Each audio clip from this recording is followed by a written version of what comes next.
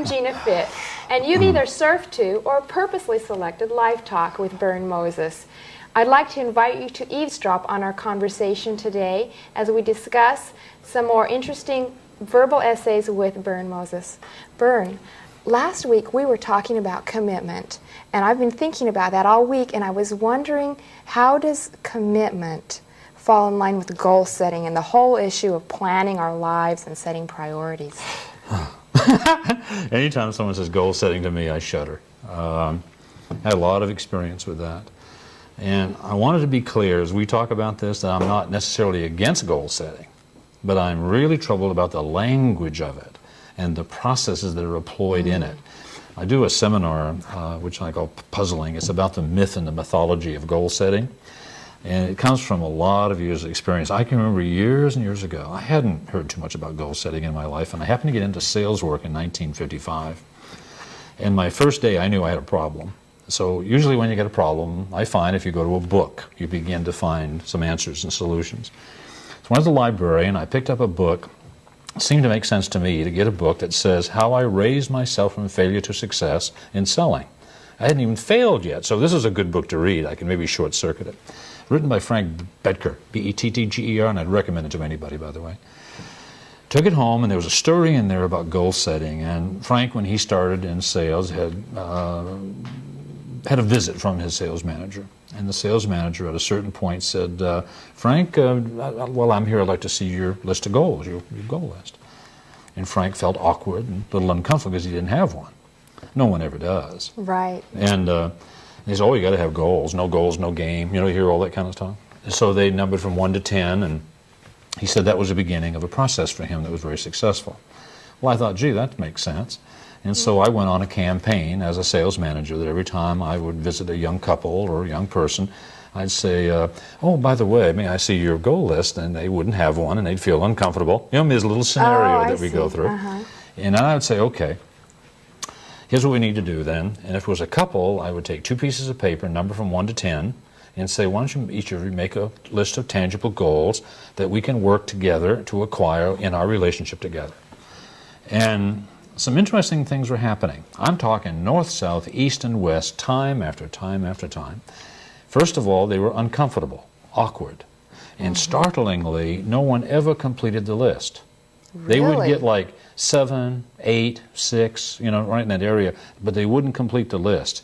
Now, I know how you might feel, or our listeners might feel, or viewers say, well, give me a piece of paper, I'll show you a list. But the fact remains, when you do it, it seems to work out that way. And I figured, well, what's going on here? What's the discomfort about? What's the apprehension? And then I noticed, another thing, they were all the same list. No matter where I was, they would have the same list. What's on the list? Home, car, clothes, jewelry, travel. You know what I mean? Everybody's got the same list. And I'm beginning to wonder, is that their list? Or is that society's list? Is this what you're supposed to acquire in order to be acceptable? And I think there's something about that going on. So another thing, I'm a slow learner. This went on for years. I was doing this, and I wonder what's going on. And in 1971, I had a national contest that really began to make me think. I had my goal list. I had it prioritized, nurtured, developed, what have you, and I carried it with me always. And I made a national promotion, had a front man out talking about it, put it in the newsletters about if you could ever catch Bern without his goal list.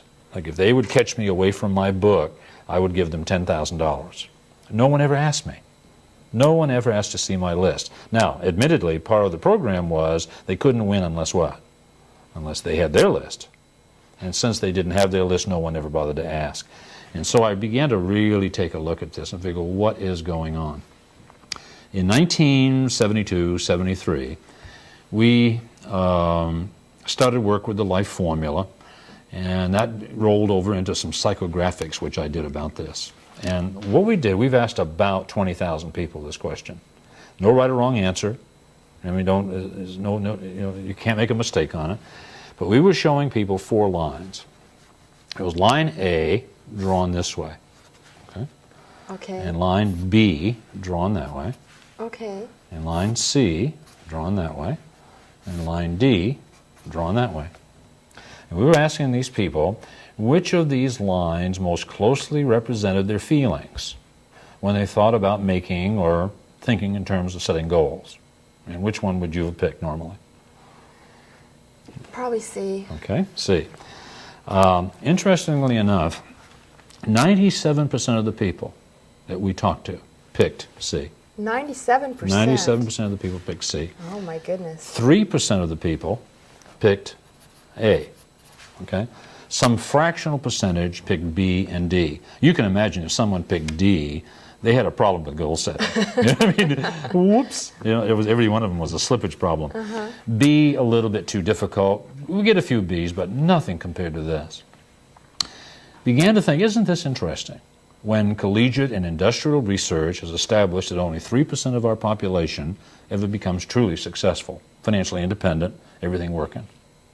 And so you begin to think, well, is the very reason that people are picking C the same reason that they don't establish and reach goals well? That's a very interesting question. I mean, there must be some kind of parallel. And so in pondering and wondering about that, I eventually superimposed C on the time lifeline. Now, in the life formula, we talk about a time lifeline here, and it's a line that extends between this moment now and a questionable place in the future when you cease to exist, when you die. And what that line represents is the time and the energy that you and I have at our disposal. Okay, and this represents life itself. Okay, moving along that, and so if you put C on that line, you begin to understand what the difficulty is. For example, a little person is walking along here, along the time lifeline, doesn't like the way things are. Okay, that's kind of a negative, decides that they want more, which is pretty normal. And we're going to make this up here a positive. Okay. And that's a goal gradient. It's a very logical thing to occur. Now, we begin to see, if we begin to understand the subconscious mind and how it relates to the conscious and the conscience and what have you, the beginning of a problem. For example, have you ever walked up a hill? Yes. Does it get harder and harder with each step, or easier and easier? It gets more difficult. It gets harder and harder. It gets more difficult. Therefore, we can agree perhaps that there is a sense of struggle here. You know what I mean? In other words, there's going to be an uphill climb, a sense of struggle. And so I'm going to put that in there, a sense of struggle. But when I do, when that sense is there, something else occurs. Now, I knew you were going to ask me about goals. It's a natural consequence of the last week's subject. When struggle gets in there, there's something happens in the subconscious mind where this vertical line begins to disappear just a little bit. And in so doing, transfers itself over to here. Pretty lightly at first, but it does take a place. Then there is a sense of slippage. In other words, there's a sense that if you get right up in here somewhere and you don't make it, what's going to happen? You're going to slide back to where you were before. See, people aren't afraid of failing. We're afraid of being embarrassed, of setting our sight and not making it. That's really uncomfortable. That's interesting. So there's a sense of slippage, which, by the way, causes a little bit more of this line to disappear and transfer itself down to here. Okay?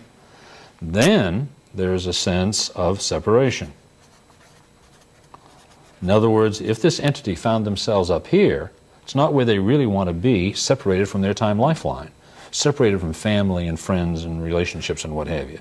There's a feeling of isolation. And it's a valid feeling, by the way, because if you've had a period in your life where you were goal-oriented and really moving out and devoting yourself to something, you were probably ostracized, criticized by friends. Said, you're just not the way you were before. It's all you care about is money and achievement.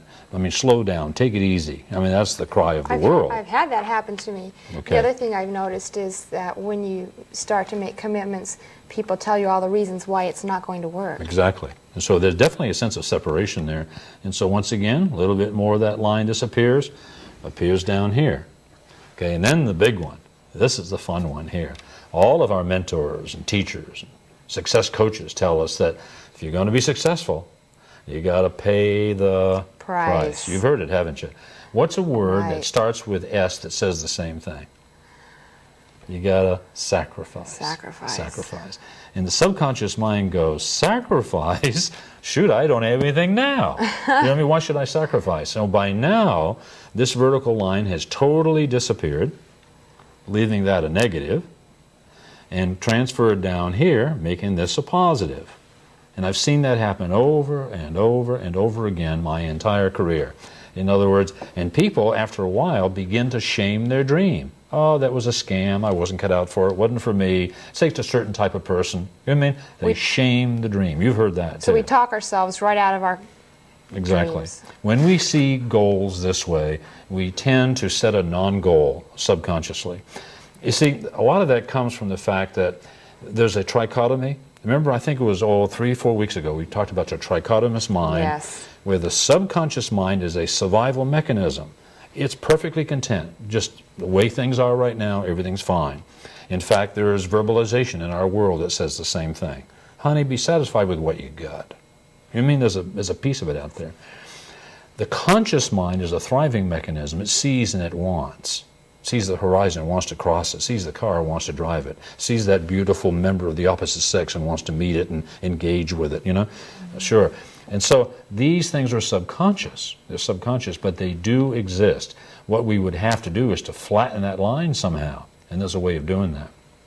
What this leads us to, by the way, is a thing that I call the Sisyphus syndrome. Sisyphus syndrome.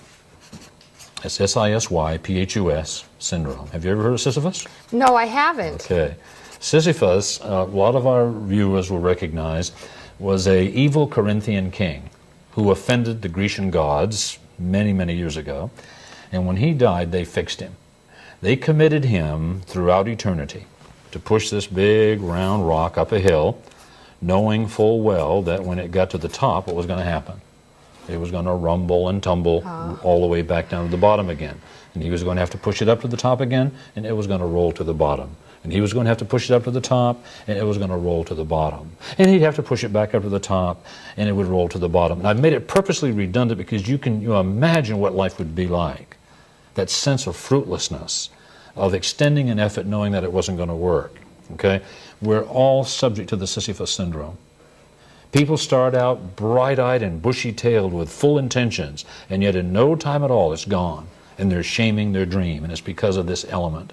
We're all subject to it, and so we have to find ways to get on through this. Okay?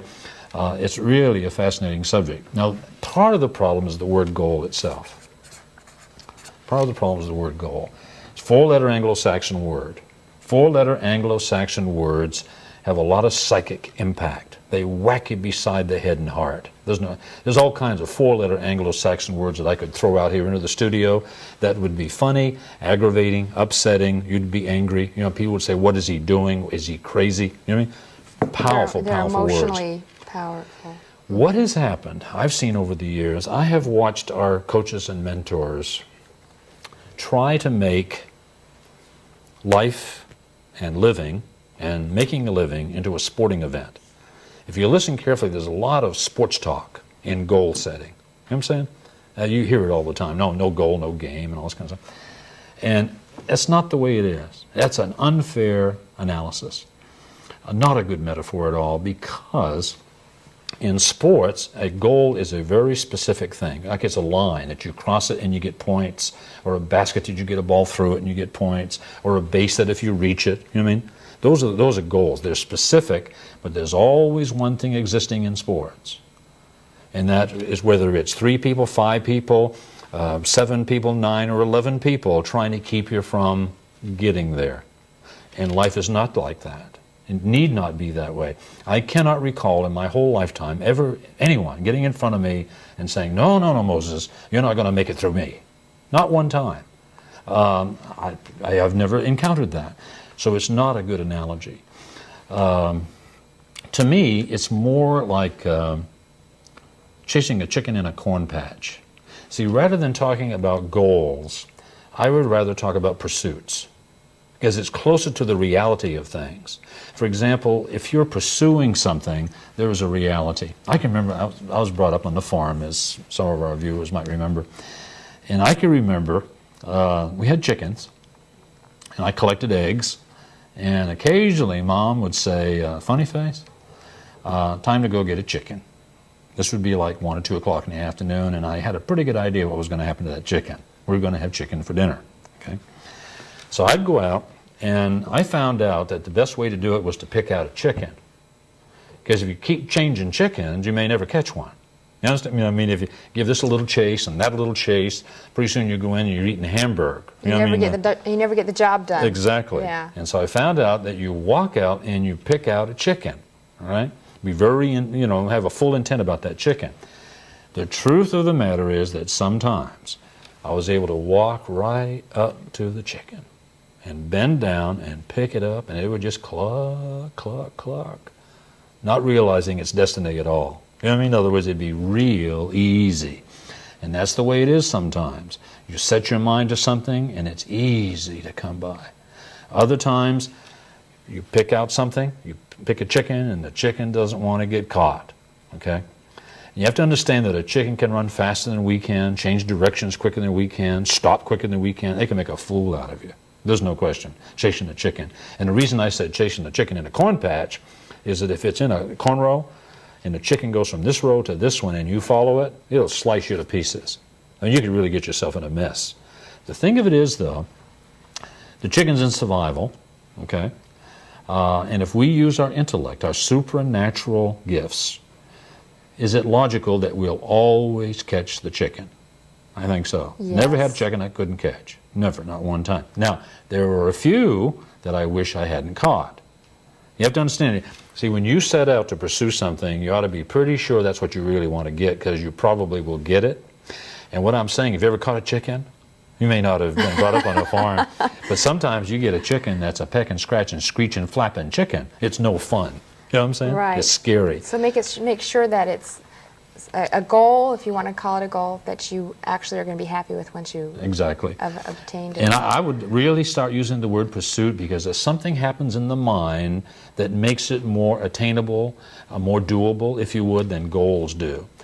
Now, people say if you don't have goals, you don't get anywhere, and that is not true. My life has been filled with people who were highly accomplished, you know what I mean, had achieved everything that other people seemed to want and never had the goal. It just happened for them. A lot of times. There's people in show business, for example. There's people in sports who just happen to be at the right place at the right time. Luck? I don't know. There's another dimension here, but in some cases I think pure luck. I remember some months ago I happened to listen to the Rush Limbaugh show. I don't get a chance to do that frequently, or elect to do that, very often, but I was listening to Rush Limbaugh's show. And there was this delightful fellow who was calling in to celebrate his first year on the radio as a talk show host in the Midwest. And, Rush had congratulated him and what have you, and asked him how he was doing. And it turned out the man didn't want the show. Never did want the show. But he had called in one day, and the owner of the station liked his voice and his attitude. Don't know why. There wasn't anything special about it. But anyway, the owner liked the voice and the attitude, and called the man and said, would you do a talk show? And he said, no, I don't want to do a talk show. And he said, well, if you'll do the talk show, we'll pay you this amount of money. And he says, more money than I'd ever made, so I went ahead and did it. And I hate it, I don't want it, but it's successful. One of the more successful shows in the Midwest. Isn't that interesting? Doesn't that fly in the face of what we typically hear? I think so. I know Rush got a big kick out of it. He said, my gosh, there's 100,000 people trying to get in on the phone and can't make it on the air. And here you've got a show and you don't even want it. A lot of very successful people are there, frankly, because they've been subjectively elevated to that position by someone who had power or authority. A lot of times, for example, I don't remember her name offhand. I should have done some research, but didn't know we were going in this specific direction. But there's a contralto that's touring all over the world today, one of the great American voices. And I read some time ago where she had devoted her life to studying voice, had gone to all the right schools, had some great instructors, and was in a competition at the Carnegie Hall. And there was a lot of competitors that evening, and when she sang, she knew she'd hit it. It was one of those great nights you're on.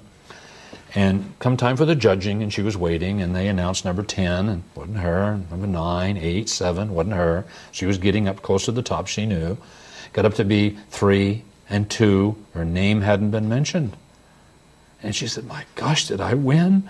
And they picked the winner, and she wasn't on the list anywhere. Oh. And she just didn't understand. In one sense of the word, it was the end of her career. It happened, however, that Beverly Sills was in the audience. Beverly Sills, the Great great American. opera singer, yes. And she couldn't understand the judgment. She thought the girl had won hands down. And so she, as an individual, reached out and adopted her, okay, and elevated her into one of the great contraltos. So she actually won more than she would have if she would have won the competition. But the thing of it is, she was subjectively selected by someone who had power and was elevated to that spot. I could go on and on with those kind of analogies. Now, a lot of this is being on purpose. Yes, because I was getting a little uncomfortable as we were talking right. about this, because last week we were talking about the value and importance of commitment, and then you throw this out to me that some things just happen, whether people want them or not. And I had this great sense of being powerless. That's right. Like, I don't have control over what happens, and why should I be committed to something? We do have to acknowledge and celebrate that some people somehow, circumstantially, are elevated.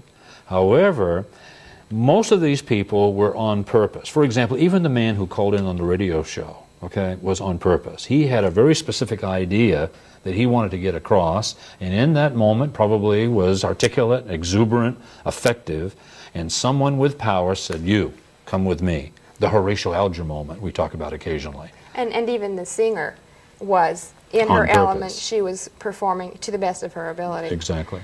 It's So kind that of is like interesting. if you prepare yourself, things can happen easily. I know some years ago, about 3 years ago, I wondered why wasn't there a show celebrating sales? You know, I mean, my experience has been there's a nobility and honor in the environment that should be acknowledged and celebrated. There's opportunities that are so grand that people don't understand. And a lot of great things happen that should be celebrated. And it was never a show to do that. And so I thought, I wonder why. And I thought about that for years. Then one day, I said, well, doggone it, if nobody's going to do it, I'm going to. So I got on the phone and started making some phone calls to see if I could get a radio show lined up. Third phone call, Gina. Third phone call, the guy thought it was a great idea, and I was on the air that Thursday. Isn't that And spent a year wonderful? on the air and had a grand time, got some great tapes and this type of thing. But sometimes it's like going out there and picking up a chicken. Some other things, frankly, I remember some years ago in 1972, I caught a dream to build a thing called Club America. 9 months later, working day and night enthusiastically, I mean pouring our heart and soul into it, I was 9 months behind in my rent. I had holes in the bottom of my shoes and my suit was worn from my beard rubbing against the collar. And it was tough. You know what I mean? And yet, within a few months, you know, there was that turning. And within a few months, because we were on purpose and committed, things began to evolve. And within a few months, I was able to charter a 707 and take 124, I think it was, of my friends to Nassau for the weekend and pick up the whole tab. And so a lot of it is getting on purpose. Now, we don't have time to delve into that carefully this evening, but I would say this. Take a jaundiced look at the language of goal setting with us. Stay with us next week so that we can really begin to see how we might flatten that line. And so better recognize that what we're really after is starting at this point now, wherever that happens to be in your life, and somehow orchestrating a series of events where as time and energy is expended, you get down here having grown from the experience. And with that growth, now we're in concert with strategizing, which we did 2 weeks ago. Remember, if you have the stature, you're elevated. You're elevated by your environment to where they want you to be. And so this is worth examining. I appreciate that, and I know that there's some people who are going to want to be in pursuit of finding out more about our show. Perhaps you could give us a phone number or an address where they could reach us with comments or questions. Yeah, I embarrassed myself a couple of weeks ago here. I forgot my address. It's 1731 Howe. Now, I would love to have a card or a letter from someone if they would write us at 1731 Howe, Howe Avenue, Suite 321. Here in Sacramento. I'm going to take a liberty of abbreviating that again, and it's 95825. Or they can call 1-800-661-3490. Now, once again, so they get a chance to get it, it's 800-661-3490. And they can ask for one of two or three things.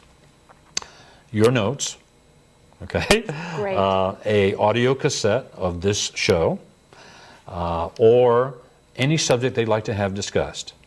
Or They can write and challenge, question, critique, comment on anything that we've talked about. And by the way, if we read their letter on the air, okay, I'll send them a video copy of the show. That would be That'll wonderful encourage them to thing write. add, It's called Troy. inducement. It's called inducement. Do you have anything you'd like to ask before we scoot away? Well, this has been such a fascinating topic tonight. I've really enjoyed learning about the difference between using the term goal, which is a scary word for me, or perhaps using the word pursuit. And I'd like to challenge our listeners to think about how they can have some pursuits in their lives. And if you have something you'd like to write to us along those lines, please go ahead and send it to this address, and we'll be happy to take that. See, always remember that if you're pursuing something, you're acknowledging the fact that you may have to speed up, slow down, stop and rest, read a book and think, change directions occasionally. But the thing is, if you're committed and on purpose, and we'll discuss purpose perhaps next week, it's always achievable, so long as it's within the law. See, I challenge a lot of the conventional wisdom, things that people say like, you can do anything you want to do, be anything you want to be. And I say, no, that's not true. That's one of the things I enjoy so much about this show, Bern, is your willingness to sit here and pick apart some conventional wisdoms and maybe find another way of looking at ideas and things that we just take for granted as being the truth. Yeah, it would seem too that I'm trying to refute, but really only to examine and take another perspective, because something is amiss when so few of us are truly successful in an environment where everybody could be. A lot of it is coming from things like have a nice day. That's too consequential. To wrap up the show, perhaps from time to time we need to emphasize that we can make it a nice day, especially by making it a nice day for someone. That way two people have a nice day. Two lives would have been enriched, enlivened, and enhanced. And so I'm going to say, isn't it about time we should be saying goodnight? I'm sorry to say that it must be. Good morning. I want to thank you. Someday we're going to talk about thank you notes. Oh, we should write them every day and then sign them. My name is Bern. Moses. Thank you, Bern. Thank you, Gina.